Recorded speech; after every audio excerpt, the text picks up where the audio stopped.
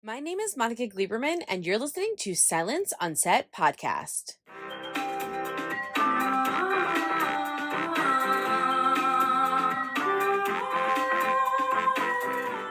On today's podcast, we're talking to Freddie Dennis, who plays Reynolds on Netflix's hit Queen Charlotte, A Bridgerton Story. The show is a prequel to the Bridgerton series, which is a major hit on the Netflix streaming service. So, for Queen Charlotte, A Bridgerton Story, it takes place with a young queen getting married to King George of England, which ushers in an epic love story and transforms high society. So, to talk about what it was like being part of one of the first LGBTQIA plus relationships on the show, here's Freddie Dennis. So I wanted to ask you, obviously, Queen Charlotte, there was a lot of pressure, I would assume, when you hear that you're, doing this show and some of the characters, are playing, some of the characters are younger versions of older characters. There's a lot of like mixing. There's a lot of love of Queen Charlotte. So what was your initial reaction when you found out that you were going to be in the show? The initial reaction was, "Are you joking?" Because I just couldn't believe that,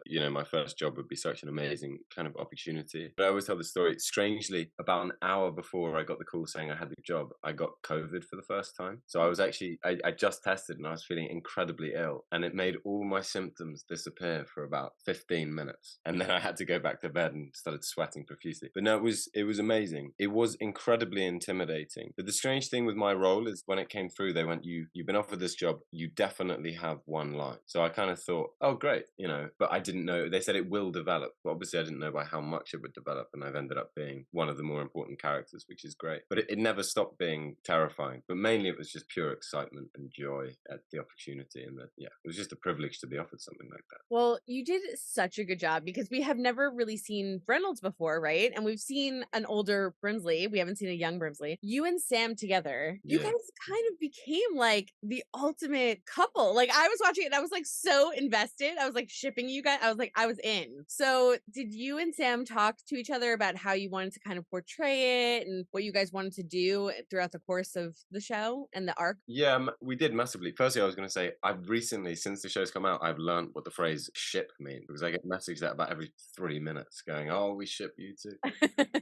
We ship you. We love you. We love Yeah, them. yeah. We had lots of conversations but mainly that was surrounding their natures, because of being a sort of a butler or a valet in 1762, it's very difficult to show your human side. So we had lots of internal discussions about when we would be more human and slightly less robotic and have those moments of intimacy and moments where both the characters relax, and it's sort of how much of themselves do they reveal to each other, and if so, when and where. So we did talk about those things, and Tom Verica was amazing. He's the best person ever, but he was amazing in directing us in those moments and saying, okay, actually, I think here you're just professional, you do your job, and sort of that made the moments where we were allowed to be more human all the more powerful. I think I for one loved the bath scene, because it was the first real time where Reynolds and Brimsley were just able to be totally themselves, and you get a true glimpse of what they are probably like behind closed doors. And Sam and I discussed that scene a lot, albeit short, but I thought it was a beautiful scene, and I loved shooting it. Was it hard to go back and forth between, I mean, obviously people had to do that back in the day, but like, or even now, unfortunately, but was it hard to go back and forth between having to be that professional and, you're taking care of your king and that's your focus, to, I want to have a life and I'm in love and this is somebody I want to be with? Yeah, that I found that probably the most challenging part of finding Reynolds, the character, actually, because I think my instinct as Freddie, I'd like to think I'm quite empathetic and compassionate. And obviously Reynolds witnesses George becoming progressively more unwell, and,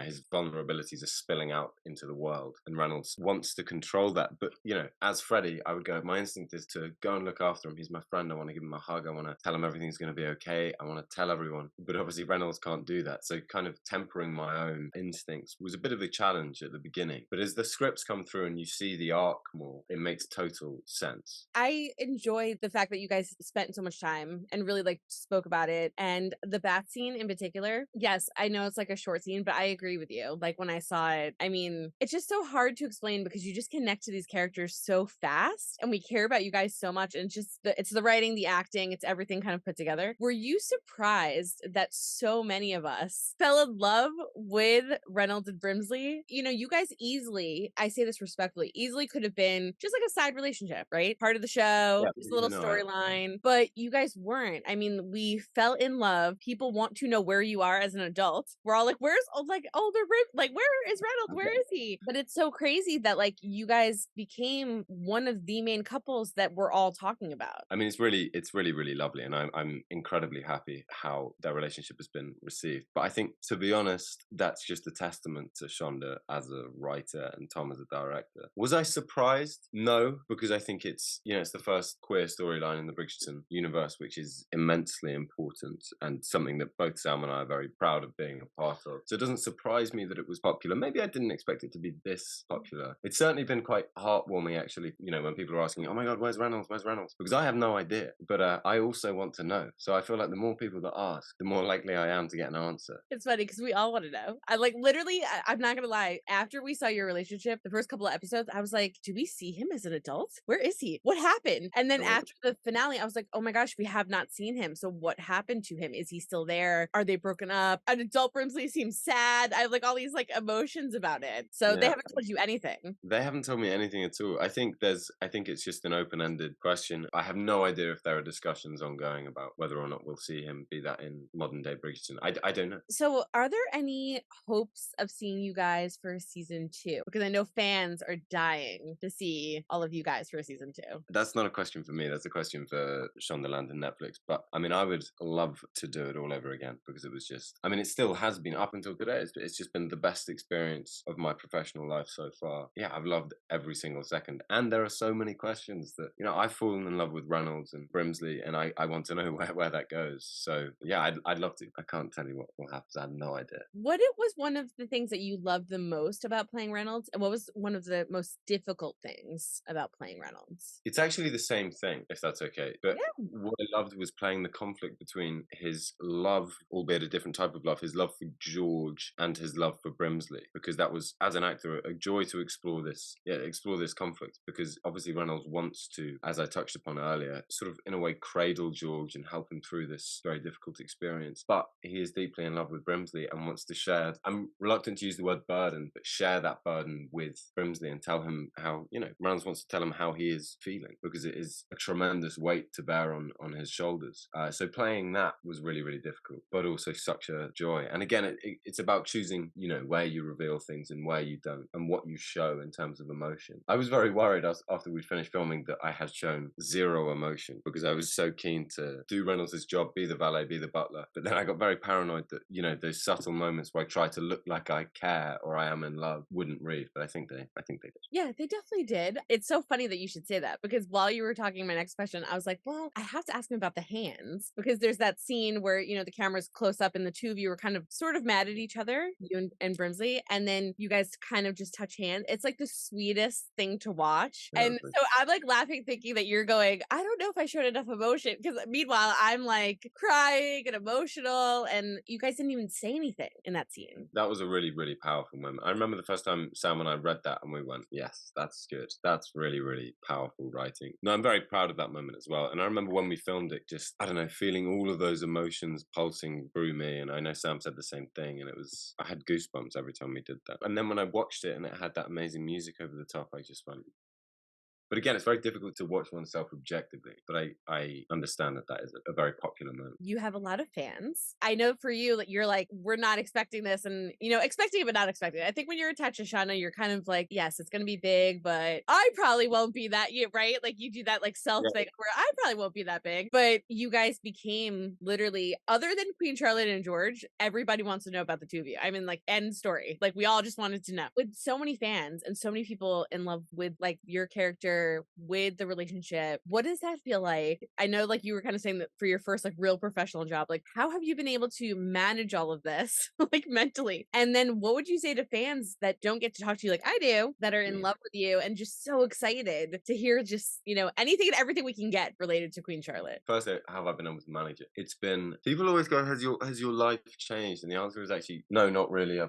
sort of gone back to exactly what I was doing. My phone is a slightly strange place to be, because lots of messages and and lots of people following me and stuff. But actually, it's been great knowing that something that we worked so hard on for such a long time has been so popular and, lived up to the hype of previous Bridgerton seasons. What I would say to fans is that still feels like such an alien question because I'm so not used to this. But I'm just really, really glad that everyone has loved the show as much as we loved making it, because I reiterate my earlier point, it was just one of the best experiences of my life. And I'm also going to say, I hope that we find out what happens to Reynolds and Brimsley. And there's so many other storylines as well that I think the show leads into. Like, I'd love to see more of Violet's story, and I think there's further that the Lady Amber story could go. So, it's a very open-ended series, and I really hope that we all get to see more. And I hope I'm in it.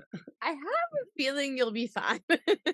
If there's a season 2, I have a feeling, I think you'll be all right. I think you'll be in there. I really hope there's a season 2. I'm just in love with you. Like, even talking to you, I'm like, oh my gosh, I just love Freddie. Like, I just love you. I could tell how excited you are. I could tell how happy you are with it. And you did such a good job on the show. And for it to be your first quote professional thing that you said, and I know there's probably insecurities and nervousness and the weight of it, right? Like all of those things. You nailed it. There's nothing to even worry about. You nailed it. You did such a great job. And people were calling Queen Charlotte the best season ever. So, I mean, even above Bridgerton. I was going to say, well, no, I can't say that. I'm a massive fan of Succession, but I think Queen Charlotte's a close second. It's a close second. I think some people would probably say it's above it. For yeah, sure. yeah, definitely. Yeah. But no, I definitely, like I was saying, I definitely think that you nailed it. And it's just, I can understand to a point, right? I'm not an actor, but I can understand to a point of being nervous or freaking out or self-doubting and so just so you know, and I'm sure you can tell by the millions of people that are following you probably now, we love you. You hit it. You did perfect.